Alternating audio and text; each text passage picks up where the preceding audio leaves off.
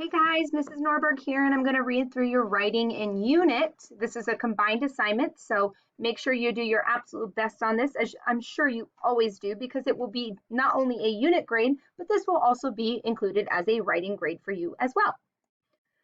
As always, you have your weekly assignments. I'm not going to read through these to you because if you'd like to have them read, you can click on the link here and Miss Connolly will read them. For Monday, you need to make sure you watch this video.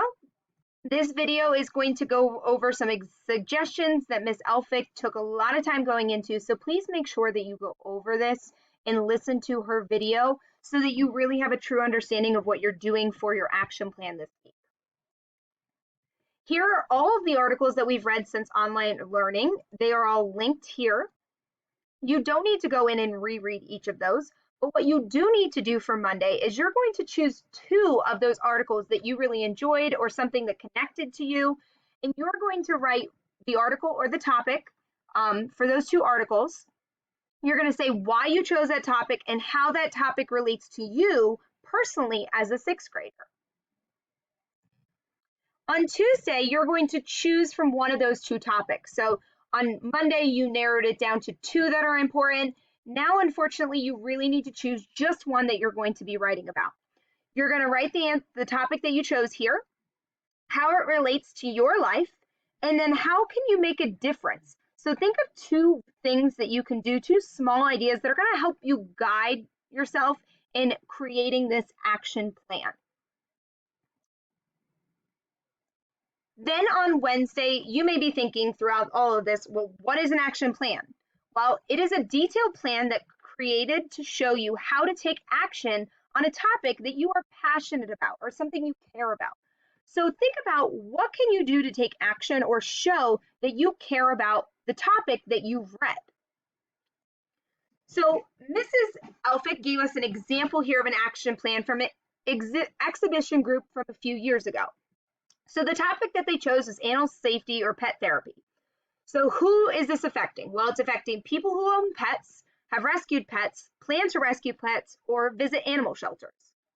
When? After school or on the weekend. Where? An animal shelter. So how are they going to put an action plan in place? Well, their idea was to create an origami dog creation. They'll research and type up facts about how to take care of dogs, facts about rescuing dogs, facts about benefits of owning a dog, and how to rescue pets can be used as a therapy dog. Then they said they will glue the facts on the origami creations and hand them out to the animal shelter on exhibition night. So that was just their answering of the questions. So you're going to do the same thing for your topic that you chose back here on Tuesday. So you're going to answer who will be involved in your action plan, so what people or things or animals. When will you be doing it? So what time of day? And then where are you going to do it? Are you going to do it at your house, your yard, or at a relative's house? Then what exactly are you doing? What is your plan? And then how are you going to go about it? Remember, this is just guiding. So you don't need to absolutely use complete sentences, but you're just kind of jotting your ideas down so that when we go to Thursday tomorrow, you have an idea of what to write in your rough draft. So the first paragraph of your rough draft, remember, a paragraph should include 5 to 6 sentences. Because this is an action plan and it's two assignments put into one, you can absolutely do at least 5 to 6 sentences. So I've given you tons of starter sentences ideas, as well as telling you exactly what you should be including in your first paragraph. So you should be including what topic you chose, why you chose that topic, and how it relates to you as a sixth grader. And again, there are some starter sentence ideas here for you to help guide you in creating and writing those 5 to 6 sentences. Be sure that you have capitals and periods and normal things that we always make sure that we have when we're writing. And then the second page for Thursday is your second paragraph. So in this paragraph, this is where you're going to write more specific about your plan. So who's going to be involved? Where is it going to take place? When is it going to take place? What is your plan and how are you going to execute, or what are you actually going to do to take on that plan? And again, I have tons of starter sentences to use. You are still required to write 5 to 6 sentences here. Now that you've wrote your rough draft on Friday, I'm sure this looks familiar. Every week we give you guys this and it shows you your starters, some introductory words or phrases, some transition words to use, or some opinion clues. So try to kind of mix everything up or choose at least one word from each column. Remember, when you're writing, you don't want to include the exact same transition word and then, and then, and then, and then. It gets very repetitive and doesn't make for a great writing piece. So on Friday, this is where you are going to type your final copy. Please delete this type here. You can even delete all of this if you'd like to. But this is where you're going to type it. You have 2 slides to type your final copy.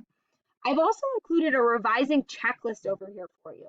So as you are writing your final copy, you should not just be copying and pasting from your rough draft. You can copy and paste it, but you need to go back and check some things. Did you include an introductory sentence? So did you write your topic at the beginning using a transition word? Is your body paragraph organized? So is your paragraph in order? Are you saying lastly, and then you're going to say, but first? You've got to make sure your paragraph comes in order with those transition words in order to make sense. And when you're using transition words, again, you should only use one transition word once. You shouldn't be using it multiple times over and over again. That's where this page comes in handy for you to get some new ideas of transition words to use. Then finally, for organization, did you write a concluding sentence? So making sure you're ending on a strong thought. Did you wrap up your thoughts with a concluding transition word? So don't leave it up to your readers to guess what your transition at the end is and that you're done. Make sure you have a clear conclusion. And then finally, like I said before, go back and check your spelling. Some things that I even notice in my writing when I write is sometimes I make mistakes such as writing the word the when I meant to write the word then. That's a really easy spelling mistake that you don't want to make. So make sure you go back and reread it, or maybe have a grown-up or a friend go back to reread it as well. Check for your capitals. So making sure each sentence starts with each sentence, any proper nouns, and any letter I's have a capital letter. I've noticed lately a lot of students are writing lowercase i's, but if an I is by itself, it is always capitalized. And finally, making sure that you're checking for grammar. So does each sentence end with some type of punctuation mark? Are there commas to separate your thoughts and transition words? So when you're writing then this happened, after then, you want to make sure you have a comma. So when you're rereading, it's really important to put a comma anywhere you're taking a breath or really pausing when you're reading. If you have to pause as you're reading your writing, then most likely you probably need a comma there to break that down. Once you are done with your final copy, make sure that you submit this for your teacher, and good luck. I'm so excited to read your guys' action plans.